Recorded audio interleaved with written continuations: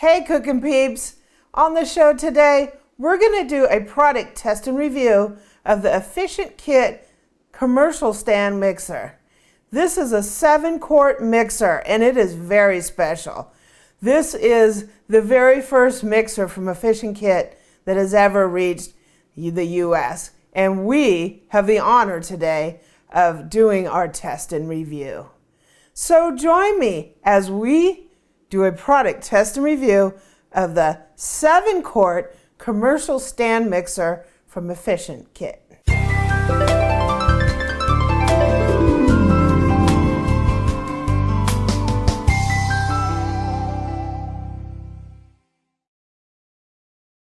So I just want to take this opportunity to thank Efficient Kit for sending us this mixer. If you haven't seen our unboxing, I'll put it down in the description. I'll put the link to it. One of the things about this mixer, it is very special. Efficient Kit makes these mixers for the commercial industry, and they've never sold them in the US before.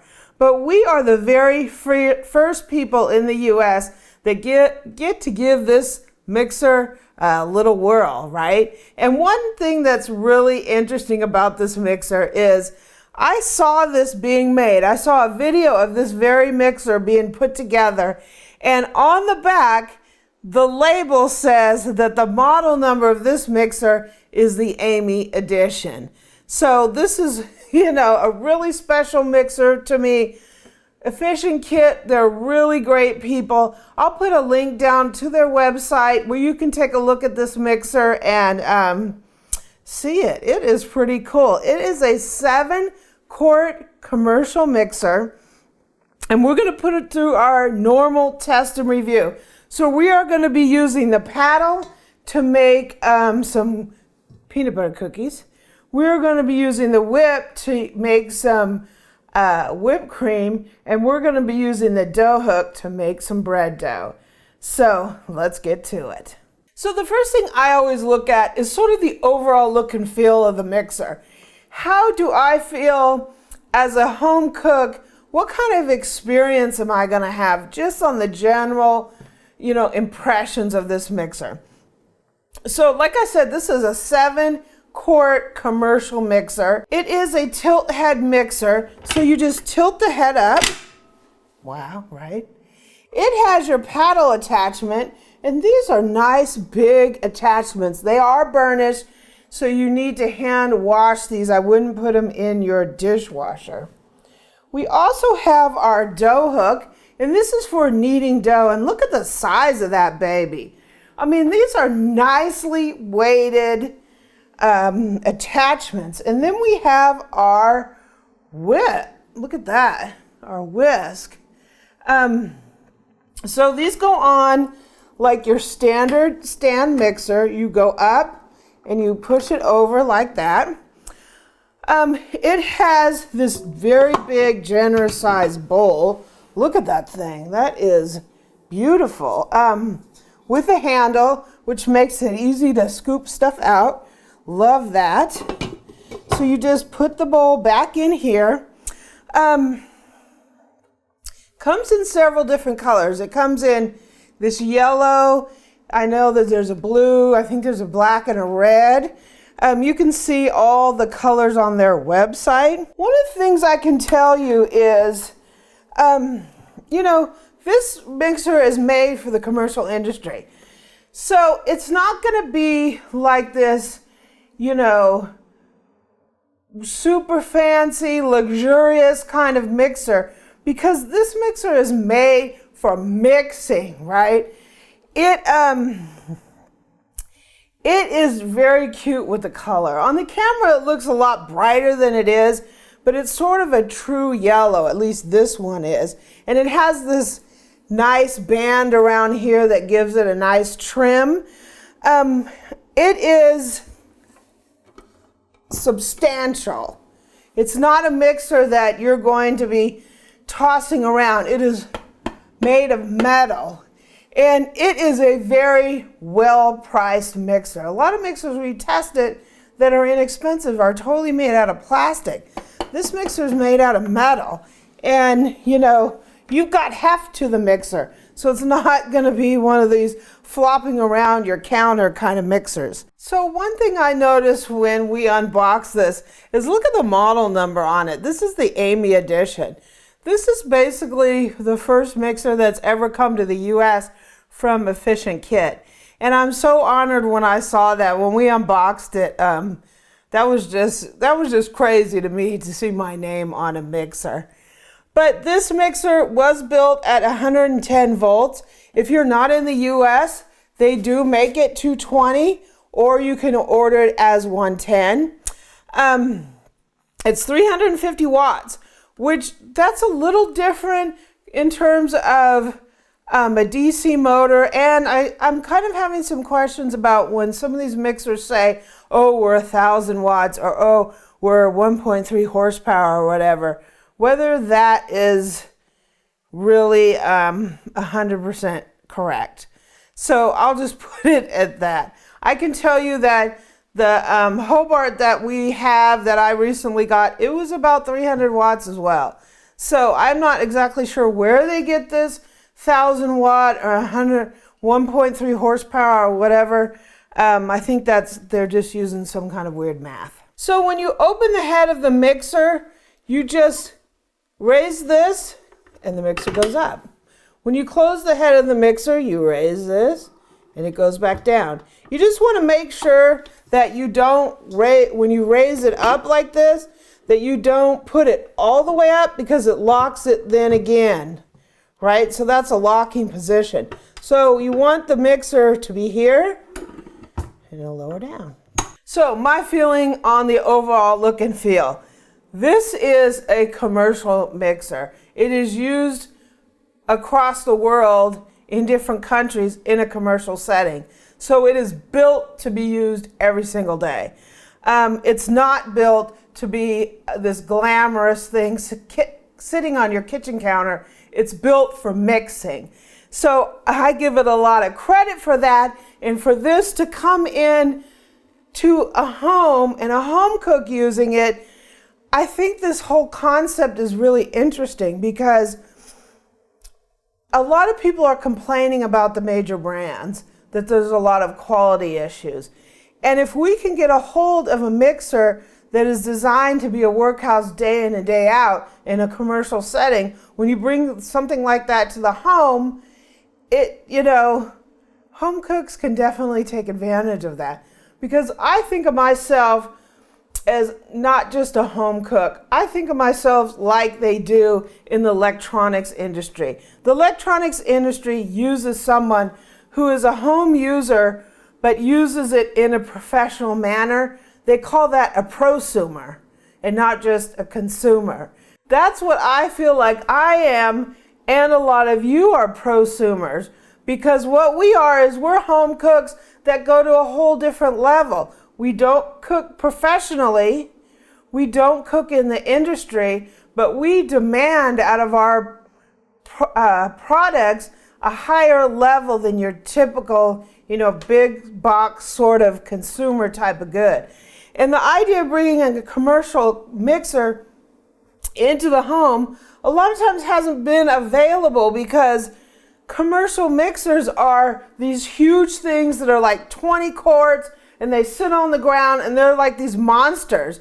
And for a home cook, we don't need something like that. But if we can get a commercial mixer that is a countertop that's still within a reasonable size, that's the best of both worlds, right? This being 7 quart, it's larger than your typical, sort of consumer kind of mixer, but it also is more robust because it's used in the commercial industry. I think that right there is a great combination for prosumer cooks like me and like you. So we're going to put this to the test. We're going to see what a commercial mixer can do for the home cook. We're going to see how it performs.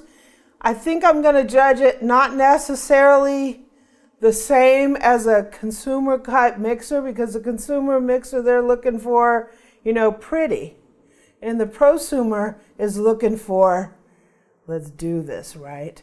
So on that note, I give the overall look and feel an A. Okay, first up we're going to use the whisk and we're going to make some whipped cream.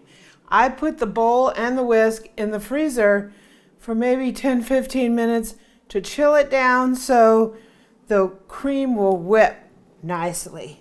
So we're going to go ahead and we're going to put our whip on here. And I have a quart of cream, but there's only about a half left in here, so we're going to go for it, right? Ooh, nice. And we're going to take it to soft peaks.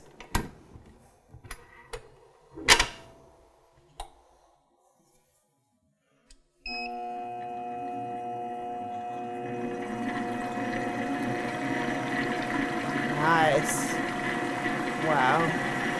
Woo.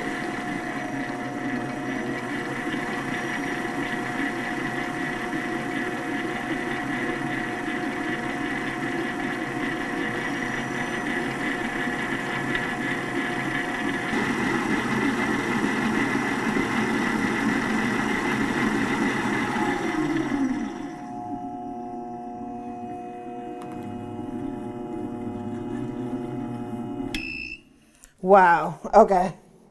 So I'm gonna drop, that was pretty cool. I'm gonna drop some powdered sugar in there and a little vanilla, whoops, and then we're gonna finish it off.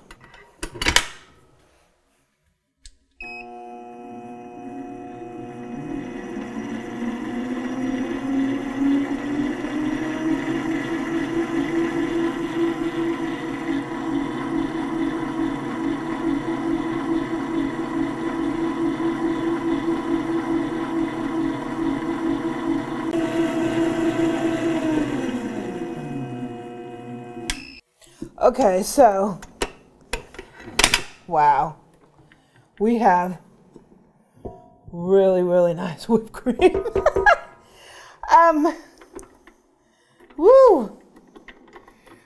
One thing I can tell you is this on this, just that quickly. This mixer is fast, and when I say that it's fast, a lot of mixers, for me to really whip cream, I have to put that baby all the way up on its highest speed. I really felt that I could put this on half of its highest speed, and it was unbelievable. It did a fantastic job. Let me take this out of here. Nice. Woo. That is really, really nice. I really felt like half speed, and I could even turn this to butter with this thing. And it's so smooth and it's so quiet. It did a fantastic job. I give it an A. So we are going to use the paddle attachment and we're going to make some peanut butter cookies. We've been doing this in all of our tests. This time we're making a double batch. So we're putting this really to the test by, we're going to be making a lot. So what I have in here is 2 cups of butter. That is 4 sticks. And we're going to fire this up and we need to cream this. So we're going to be putting in 2 cups of brown sugar, 2 cups of white sugar, and 2 cups of peanut butter.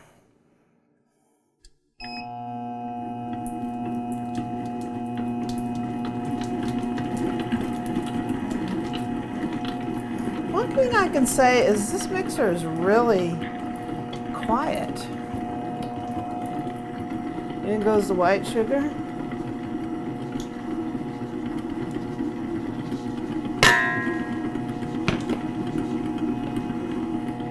In goes the brown sugar.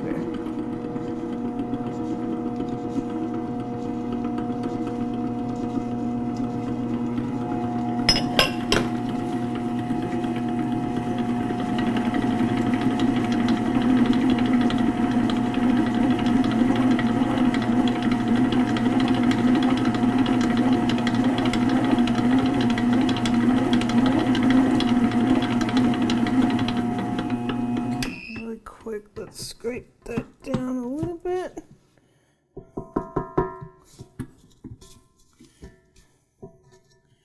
we're gonna go ahead and put in the peanut butter. Peanut butter is sticky. Eric loves peanut butter. He just spoons it. I'm on Atkinson diet, right? No carbs, so no bread, just straight peanut butter and jelly. Yeah, he doesn't even wait for the peanut butter on anything. He just goes straight for it with the spoon.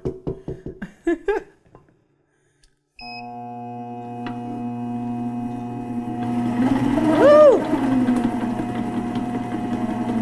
And we're gonna cream this nice.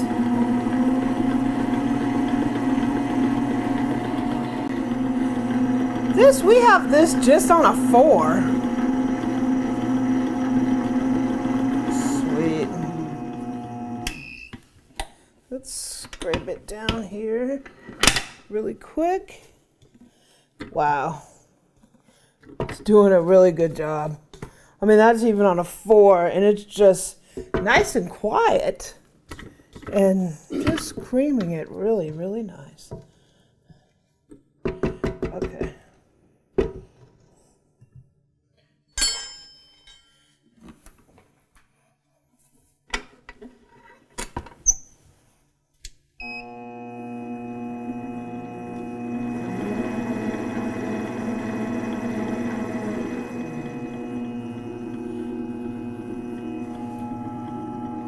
Okay, I have 4 eggs. Whoops! Since we're doing a double batch.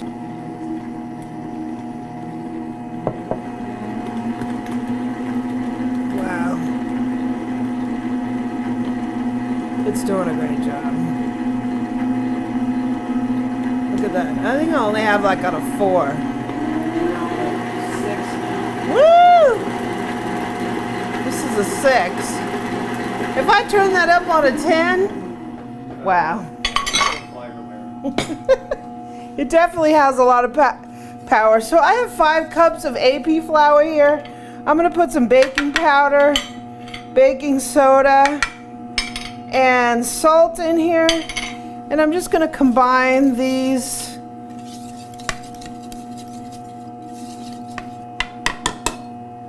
And let's rock and roll.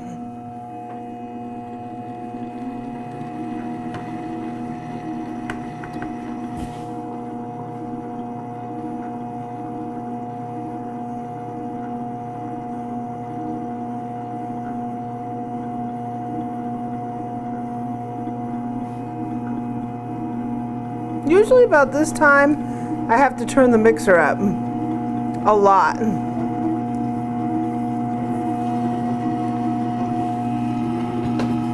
Because it changes speed.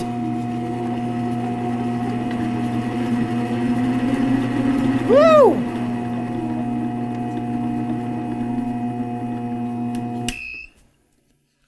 Let me scrape this down really quick. It bound up a little in the center. Wow. This is a lot of dough in here. I don't really have to scrape it down too much. There's a lot of dough in there.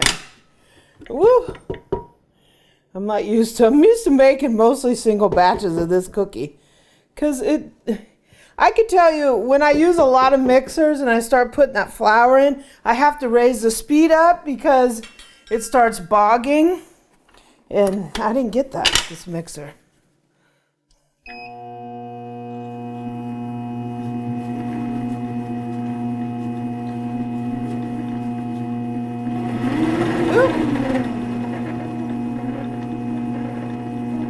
Nice. Let's get this bowl out of here and we'll see how it looks down to the bottom of the bowl.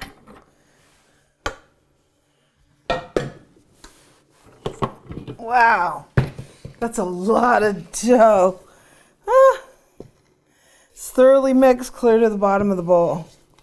Wow, did a great job. I had to scrape it like twice, but that's to be expected.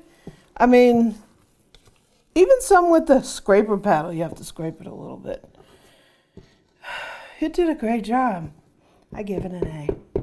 Okay, so we got the big test now. We're gonna make some bread.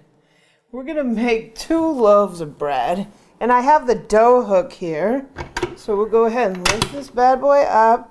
We're gonna put our dough hook on here. And we're gonna go ahead and put our water. I got 2 cups of warm water here. We're gonna put our yeast, 1.5 tablespoons of yeast. And I'm just gonna put a little bit of our sugar to feed the yeast. I'm gonna go ahead and lower this down, and we're gonna mix it up real quick.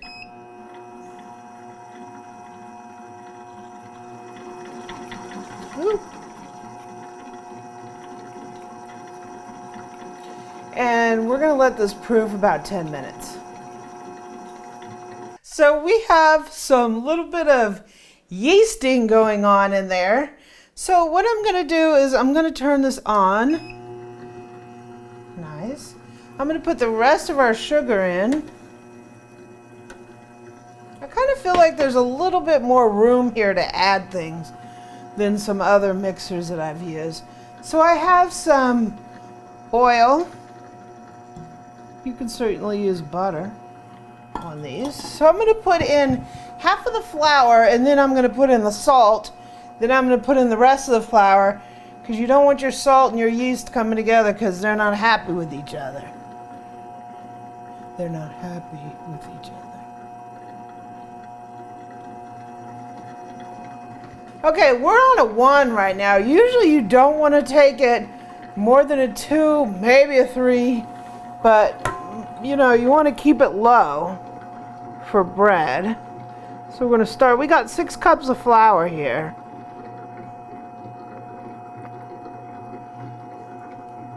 Man, this mixer's quiet. I honestly believe that this is the quietest mixer I've ever used. And I've used a lot of mixers, right? Right, Boo? Put it up against your KitchenAid 6, which sounds like it's having a heart attack, right?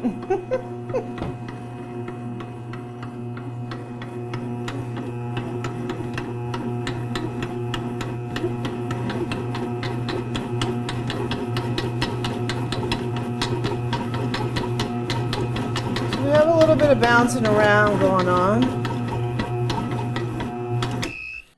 We'll put a little bit more water in here.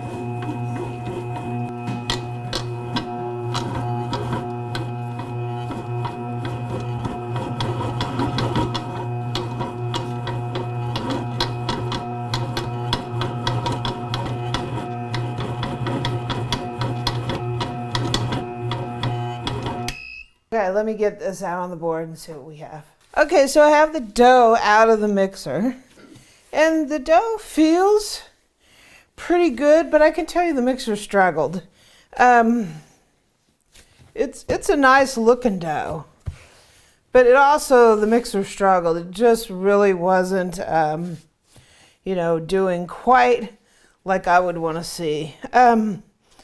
Yeah, I just don't think, and it really, really surprised me.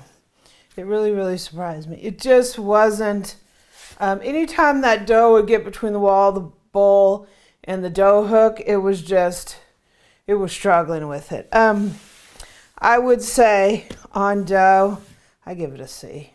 Okay, so my opinion of this mixer. The overall look and feel.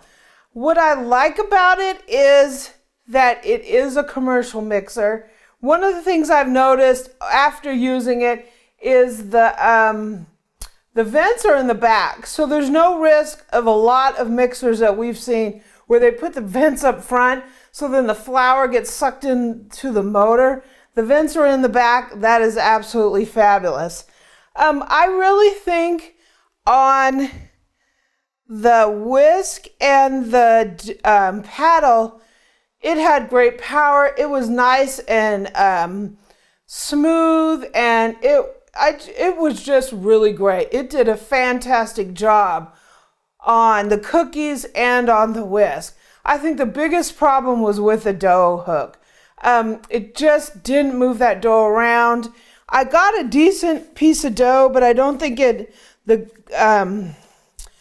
gluten is totally developed, and I really took it out of the mixer because it was sort of moving around, and I really think that, I didn't want to bog the motor down. So I think that's the limitations on this mixer, is it's just not great with bread dough. But I can tell you with the whip and with the paddle, it did an outstanding job. We were going along and I was like, this mixer is awesome, until we got to the bread dough. And I really think that, the bread dough was sort of the sticking point with it. I think if you're not going to make bread, if you don't make it on a regular basis, this mixer is great for whipping cream and making cookies. I think it did one of the best jobs that I've seen doing those things. It did it smoothly, it did it nicely. I really enjoyed using it. I think the use for bread is limited, however. So, in terms of the overall look and feel for a commercial mixer, I gave it an A. For the whipping, I gave it an A. For the cookies, I gave it a A. It's just a bread dough, I gave it a C. I really think that overall it's a nice mixer, but it's not made for bread. So my final grade for this mixer is a B. It's a good mixer in terms of, like I said, making cookies, making cake, all that fun stuff. I just really wouldn't use it for bread. But other than that, I really, really liked it. So I'm just really concerned about the bread making. But when we were going into it, like I said, it's quiet, it's smooth. I really enjoyed using it. So if you want to take a look at this mixer, I'll put a link down in the description. It's a very nicely priced mixer for it being a metal mixer. And wow, I will continue to use this mixer. I really like it. You're going to see us make Eric wants to make some oatmeal cookies with this thing. But you will see it. We're going to be making some bundt cakes and stuff like that, and we're going to have a good time with it.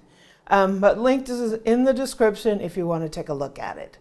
If you like this video, please subscribe below. Leave me a comment and a like. Visit my website at amylearnstocook.com. I'm also on Twitter and Pinterest at Amy Learns to Cook. Facebook, I'm at facebook.com/groups/Amy Learns to Cook. And on Instagram, I'm at Cookin' with Amy. This mixer is very special. If you saw my test and review, you would know it has your dough hook, and that's what I feel like I am, and I feel like a lot of you are prosumer. That's what I feel like I am, and a lot of you are prosumer. That's what I feel like I am, and a lot of you are prosumer.